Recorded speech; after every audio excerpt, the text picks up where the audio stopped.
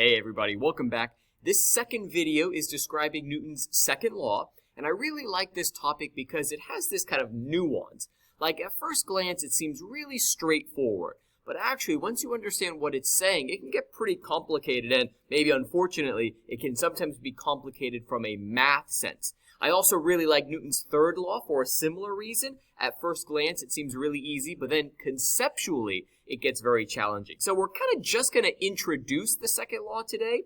It doesn't make a whole lot of sense though to dive too deep before we also look at some examples of forces, which I first hinted at our last video. So we'll learn the second law, and then we'll learn some types of forces, and then in subsequent videos we'll be getting into kind of the nitty details, the grittiness, so to speak, of Newton's second law. Okay? So what is just the basic definition of Newton's second law? It is actually really the same as Newton's first law. If you remember, the first law said that objects at rest stay at rest, objects in motion stay in straight line constant motion unless acted on by this net force. Now, the first law is almost like what happens when there's not a net force. Newton's second law, it says the same thing. All these laws are in agreement. They have to be. But it's almost focusing on the latter. What if there is this thing called a net, an unbalanced, or an interfering force? And what it says is it's an acceleration. That's what happens when there is an unbalanced or interfering or net force. And that acceleration is based on the net force, and it's also based on the mass, the inertia, that tendency of an object. It's an equation. Now, of course, equations have meaning, and the meaning is, here we have an object that is accelerating. What causes an acceleration? Oh, remember how I said this unit is talking about what causes motion? This is what I mean. This equation tells us what makes an object speed up or slow down, or even technically turning directions. That's accelerating also. So what causes acceleration? It's when an object has mass, and in regular life, all objects have mass, and it's based on the amount of unbalanced pushing or pulling that's acting on it. This weird symbol here, this is uppercase Greek letter sigma. Some of you might be familiar with it based on your math class. It means like the sum of. It means you add up. Now, we've already maybe practiced just some really simple Newton's second law when there's just one force acting on something. But really, what gets tricky, the object in question will accelerate not if there's a single force, but it's based on the overall, the net force. What I mean by that is right now, if you're sitting at home watching this video, you are probably not accelerating, right? You're at rest. But that's weird. There are definitely forces acting on you. How come you're not accelerating? Because there might be multiple forces, but if they cancel each other out, and we'll see what that means and how that looks in future videos, that might mean the net force, the total force, is actually zero. So nuance number one, it's not just force that causes acceleration, it's the total force, an overall or maybe an unbalanced force that causes acceleration. It's also based on an object's mass, and this probably makes sense. If you have a really massive object, you need a pretty big force in order to get it to accelerate. A really small object, think of like a ping pong ball, you only need a little small force in order to get it to accelerate. So it also matches what we experience. Here I've rewritten the equation. It's the exact same thing. To be honest, I prefer thinking about the equation this way because it's describing what an object is doing. But oftentimes, classically, especially in physics textbooks, they define Newton's second law as this equation. But it's the same thing, really. And admittedly, in this class, when we're setting up Newton's second law, we will often write it like this. But all I've done was swing the m around, and I just kind of rearranged how I equal things. But this is saying, in the same kind of sense, the net force is overall going to equal the mass of an object and how much it's accelerating. So we've introduced this idea of force. It's this push or pull on an object. That's really our best definition because forces take so many different shapes and sizes. So a push or pull is our best definition. Here we see in an equation known as Newton's second law. This is Newton's second law, this equation. Just like distance has a measurement and velocity has a measurement in units, force has units. And if we look at this equation, the overall force, well, we said in class that we measure mass in kilograms, and if you recall, we measure acceleration in something called meters per second squared. That is, in fact, the unit of force.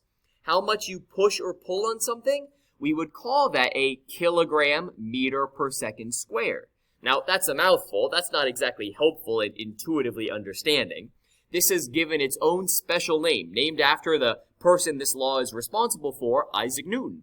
So also, and really predominantly, we're going to use the measurement of a Newton. I could apply a really small 1 Newton force on a box and maybe shove it across the table. Or an asteroid might impact the Earth and apply trillions upon trillions of newtons of force. So for force, we measure it in newtons. You don't have to write out the whole thing. You could just write N for newtons. Okay? So that's our unit. Okay, like I said, we're not going to dive too much more into detail about how to apply that second law yet. Let's first learn some example forces so that we can then see some scenarios. The first example force is weight, and I hinted at weight in the last video. Weight is something due to attraction between objects. Inertia is not the same thing as weight. Mass and weight are different. Here on Earth, weight is because the Earth pulls us towards the center. Earth pulls us downwards. So it's a downward force on objects due to a gravitational force from Earth. If you remember, the acceleration due to gravity is 9.8 meters per second squared. There's also a force due to gravity. And it's an equation, and oh my gosh, the equation is super simple. It's right here. The weight that you feel because of Earth, it's based on your mass, remember that thing measured in kilograms, and it's that 9.8, that acceleration due to gravity.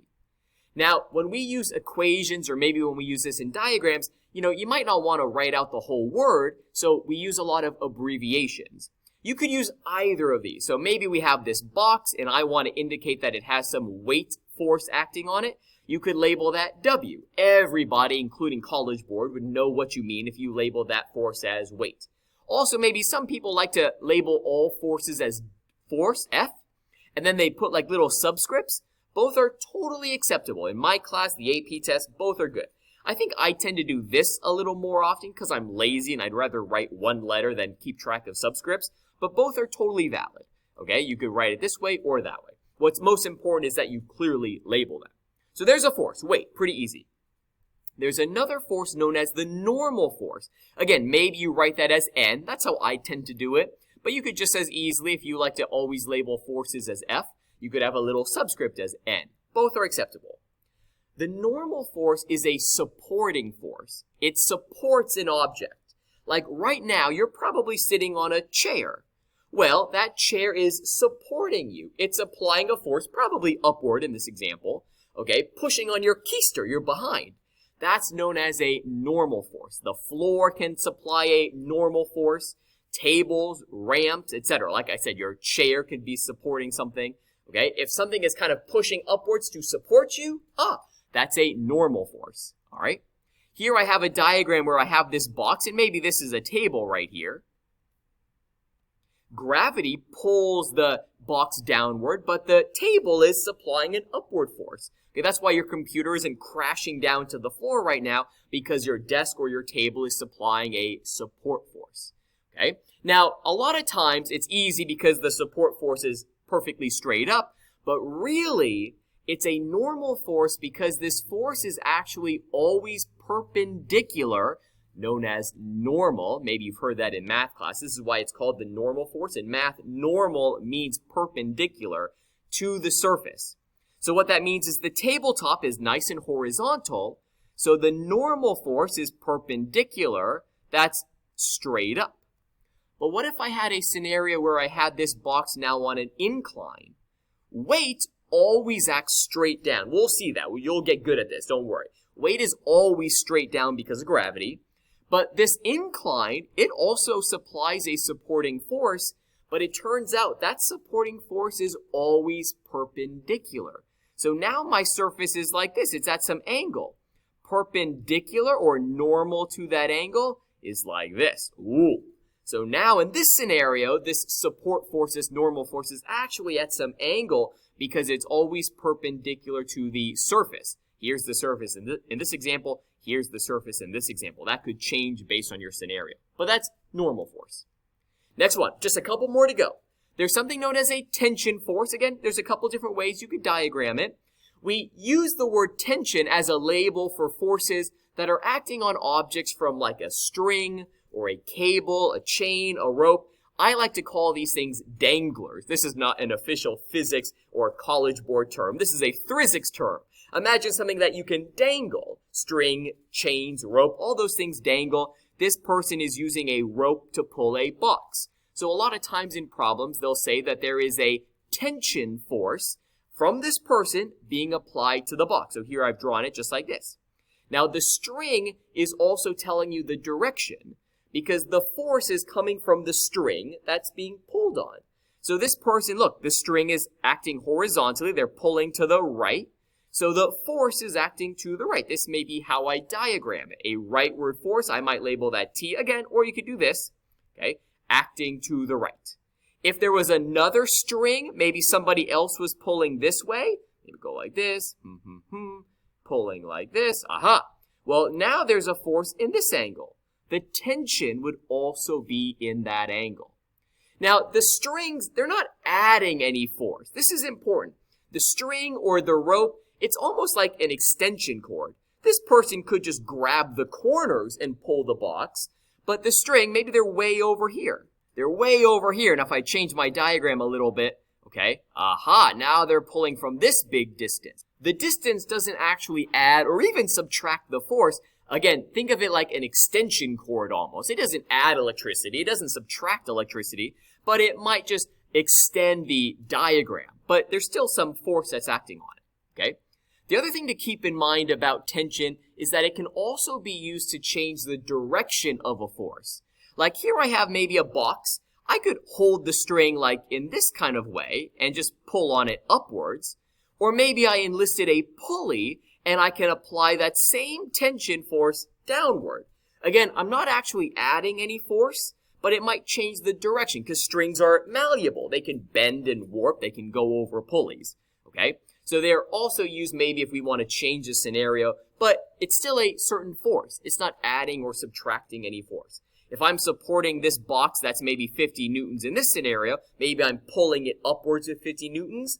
Well, if I looped it over a pulley, I'd probably still have to supply 50 newtons just now downward. It changed the direction, but it doesn't change the amount or kind of the overall quality of force that has to be applied.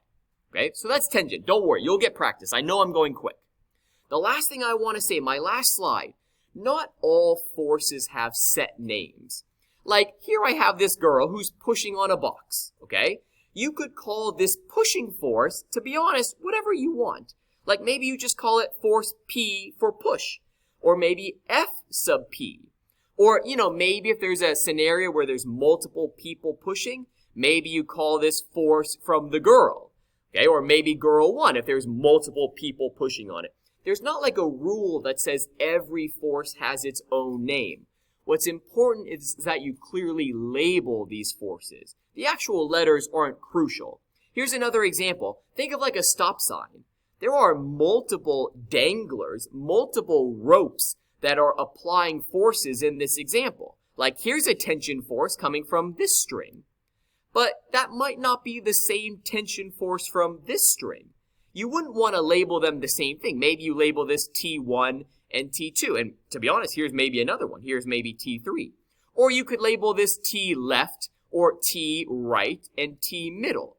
Again, there's no hard set rule. So if you come across a problem, don't rack your brain like, oh my gosh, what do I call this force? It's not really important.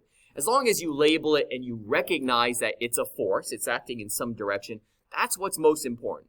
Okay? So don't think there are always these strict rules. You could come up with letters if you wanted to. Okay? So now we've learned some forces. We learned about this thing called Newton's second law. In next videos, we're going to start applying what it means to have a net force incorporating all these different forces that might act on an object. But that's it for now. I'm going to sign off. Thanks a lot for watching.